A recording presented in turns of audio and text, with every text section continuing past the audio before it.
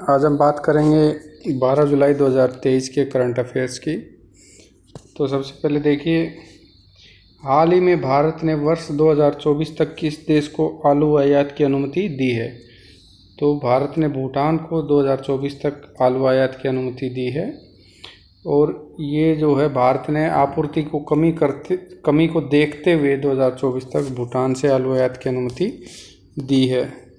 तो इससे क्या होगा कि आलू है जो वो आसानी से उपलब्ध हो पाएगा। अभी हम नेक्स्ट देखेंगे, हाल ही में किस देश के द्वारा भारत के मुंबई शहर में आर्थिक और सांस्कृतिक केंद्र स्थापित किया जाएगा? तो ये किया जाएगा ताइवान के द्वारा मुंबई में आर्थिक और सांस्कृतिक केंद्र स्थापित किया जाएगा। ये इन्होंने ताइवान ने योजना बनाई है। केंद्र दोनों देशों के बीच वित्तीय, वाणिज्यिक, सांस्कृतिक आदान प्रदान को बढ़ावा देने के उद्देश्य के लिए ये काम कर रहा है। इस केंद्र की स्थापना द्विपक्षीय संबंधों को मजबूत करेगी और दोनों देशों के बीच विशेषज्ञों और व्यवसायियों के बीच ज्ञान और विचारों का आदान प्रदान सुनिश्चित करेगी। अभी देखते हैं कि हाल ही में तेलंगाना राज्य का पहला बीमित गांव कौन सा बना है? तो वो बना है मुखरा। जो तेलंगाना राज्य का मुखरा गांव हो उसे पहला बीमित गांव घोषित कर दिया गया है। बीमा कंपनियों द्वारा समर्थित गांव के निवासियों को विभिन्न बीमा योजनाओं का लाभ मिलेगा। इस उपलब्धि द्वारा जो तेलंगाना राज्य है वो एक ऐतिहासिक मील का विकास कर रहा है और देश के अन्य हिस्सों के लिए एक मार्गदर्शन बनेगा।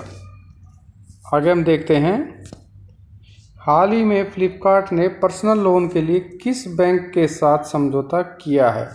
तो ये किया है एक्सिस बैंक के साथ पर्सनल लोन के लिए समझौता किया है। इसके माध्यम से जो फ्लिपकार्ट के जो ग्राहक हैं वो अपनी खरीदारी के लिए बैंक से ऋण ले सकेंगे। इससे यह साझेदारी उपभोक्ताओं को विकसित वित्तीय सेवाएं प्रदान करने के लिए इंटरनेट विपणन संबंधी कंपनियों के लिए एक नया मॉडल स्थापित करेगी। आगे हम देखते हैं, हाल ही में भारत देश किस में शामिल हुआ है? तो भारत देश देखिए हाल ही में ग्लोबल क्राइसिस रिस्पॉन्स ग्रुप में शामिल हुआ है।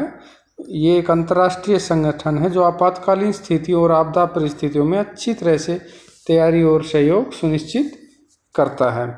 इससे भारत को आपात स्थितियों में अन्य देशों के साथ सहयोग करने और तकनीकी, आर्थिक और मानव संसाधनों का उपयोग करके अधिक प्रभावी उत्तर प्रदान करने का अवसर मिलेगा।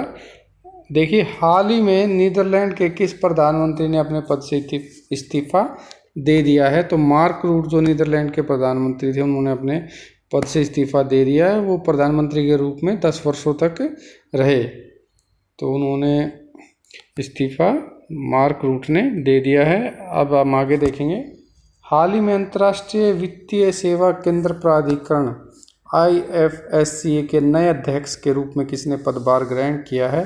तो ये किया के राजारामन ने। जो के राजारामन है वो IFSCA के नए अध्यक्ष होंगे। IFSCA क्या है? भारत के विशेष मान्यता प्राप्त ग्रामीण क्षेत्र हैं जो अंतर्राष्ट्रीय वित्तीय सेवाओं को प्रोत्साहित करता है। आगे हम देखेंगे, हाल ही में G20 संस्कृति कार्य समूह की बैठक किस राज्य में शुरू की गई? तो ये की गई कर्नाटक में। यह समूह द्विपक्षीय संबंधों को मजबूत करने और सांस्कृतिक विनिमय को बढ़ाने के लिए विभिन्न देशों के बीच साझा करेगा। और इस बैठक में गोल्डन ट्रायंगल हेरिटेज साइट्स, धार्मिक पर्यटन और सांस्कृतिक संपदा जैसे मुद्दों पर चर्चा की जाएगी। आगे देखिए, हाल ही में किस युवा विश्व तीरंदाजी चैंपियनशिप की रिकर्व कैटेगरी में स्वर्ण पदक जीतने वाले पहले भारतीय बने हैं? ठीक है, तो कौन बने हैं? विश्व तीरंदाजी चैंपियनशिप की रिकर्व कैटेगरी में स्वर्ण पदक जीतने वाले पहले भारतीय, तो ये बने हैं पार्थ सालुखे। धन्यवाद।